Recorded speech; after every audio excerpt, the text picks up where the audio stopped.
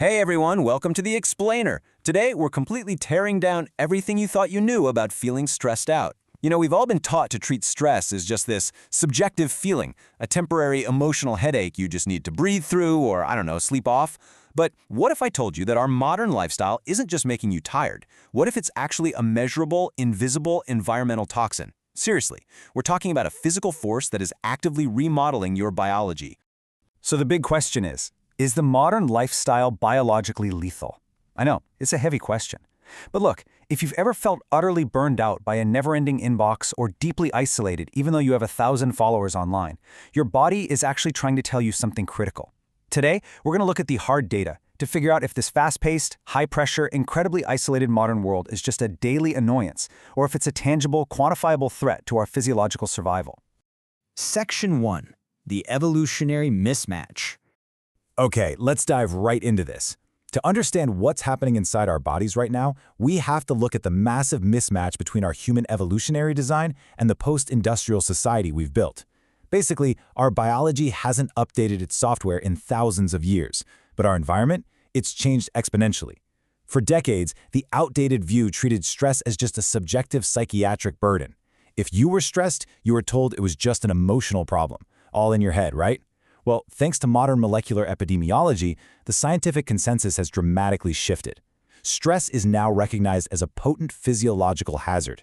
It's an independent, physical danger to your health, entirely separate from what you eat or how much you hit the gym. It is essentially toxic air, and we are all breathing it in. Section 2. Work stress and heart disease. Let's move on and see how this builds when we zoom in on the modern corporate matrix. We spend roughly a third of our lives at work, right? So occupational structural imbalances are a massive piece of this puzzle. Let's look at exactly how work stress physically attacks the heart. To study this, scientists use something called the job demand control model. Now, job strain isn't just about working hard. It's specifically this dangerous intersection of high psychological demands coupled with restricted individual autonomy. Put simply, you're expected to do a ton of complex, fast-paced work, but you have zero control over how or when you do it. The science shows that this specific combination, high demand, low control, is a highly lethal, quantifiable risk factor. If you've ever felt like your micromanaged job was literally killing you, well, you were right, and the Whitehall's second study proved it.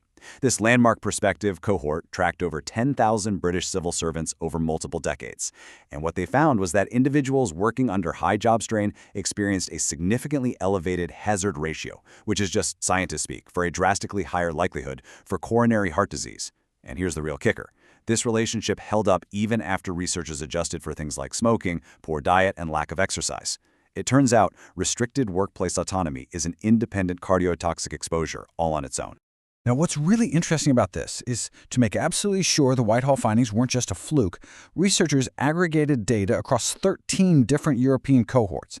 They looked at nearly 200,000 working adults, and they found that employees exposed to job strain exhibited a staggering 23% excess risk for incident coronary heart disease compared to people in low-strain roles. Plus, working 55 hours or more a week, that thing we treat like a badge of honor in modern corporate culture, that drastically spikes your relative risk for having a stroke.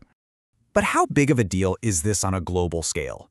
Well, the massive Inner Heart study spanned 52 different nations to look at the risk factors for acute myocardial infarctions, heart attacks. They found that structural psychosocial stress, meaning severe stress at work, severe financial stress, and major life events, accounts for a massive 32.5% of the population-attributable risk for heart attacks. Let that sink in. It is statistically equivalent to the damage caused by smoking or clinical hypertension. Modern stress is quite literally breaking our hearts. Section 3. The lethality of loneliness. Okay, so we've looked at the workplace, but this evolutionary mismatch extends deep into our personal lives too. It's time to shift the narrative to the modern epidemic of social disconnection. We need to frame loneliness not just as a sad, fleeting feeling, but as a deadly biological hazard.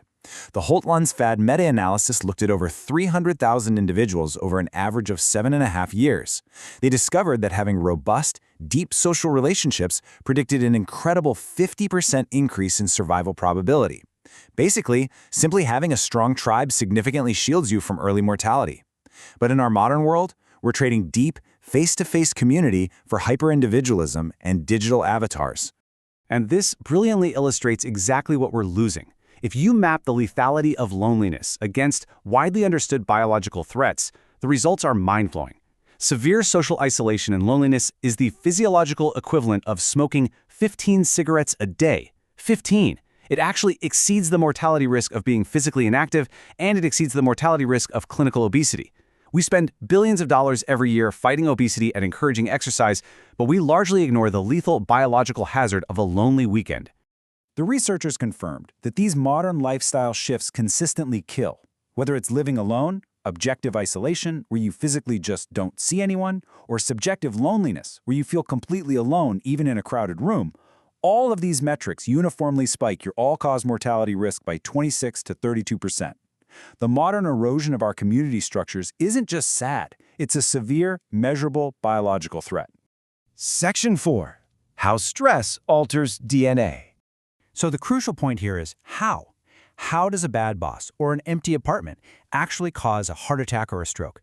How do abstract stressors create hard tissue pathology? Well, we're going to zoom in on the pathophysiological pathway, right down to the cellular level. Here is the rapid-fire clinical breakdown of how stress destroys tissue. Step 1. When you're constantly bombarded by emails or deadlines, your hypothalamic pituitary adrenal, or HPA axis, stays permanently turned on.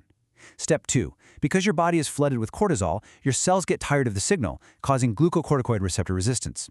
Basically, your body's natural anti-inflammatory feedback loop breaks down. And step 3, because the brakes are broken, your immune system shifts into a permanent state of low-grade systemic inflammation.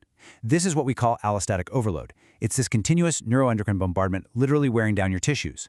Now, this allostatic overload triggers a fascinating and frankly terrifying genetic response. Enter the CTRA framework, the conserved transcriptional response to adversity.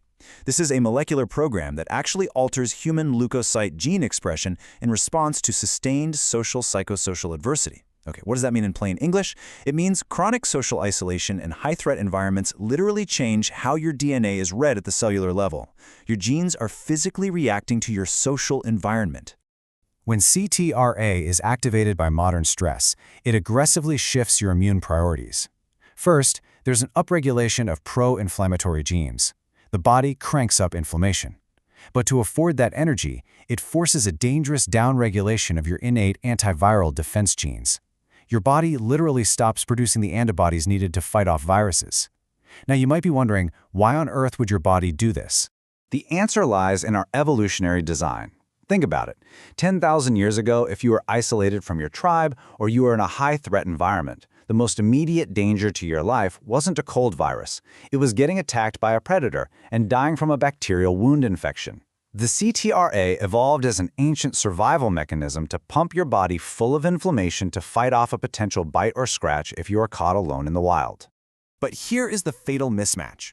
When you're sitting in your cubicle, stressed out of your mind and feeling totally alone, you aren't about to get bitten by a tiger. But your body, it doesn't know that. It triggers that exact same ancient tribal survival mechanism. The modern consequence is that this persistent pro-inflammatory state accelerates atherogenesis, which is the rapid formation of fatty plaques in your arteries. It destabilizes existing plaques, and it quite literally ages your cells faster by eroding your telomeres. Your body is trying to save you from a tiger, but it's giving you a heart attack instead. To wrap up, the research leads us to a pretty stark conclusion. Replacing fundamental biological requirements with high-strain, low-autonomy working conditions and persistent social isolation creates measurable physical pathology. Look, we are animals that require structural agency, regular rest, and deep face-to-face connection to maintain physical stability. The modern lifestyle strips those away, acting as an invisible toxin rewriting our DNA. So I'll leave you with this to think about. If the way we work and live today is literally a lethal biological mismatch, what step will you take tomorrow to reclaim your autonomy and your human connection before your biology makes the choice for you? Thanks for joining me on this explainer, and I'll catch you next time.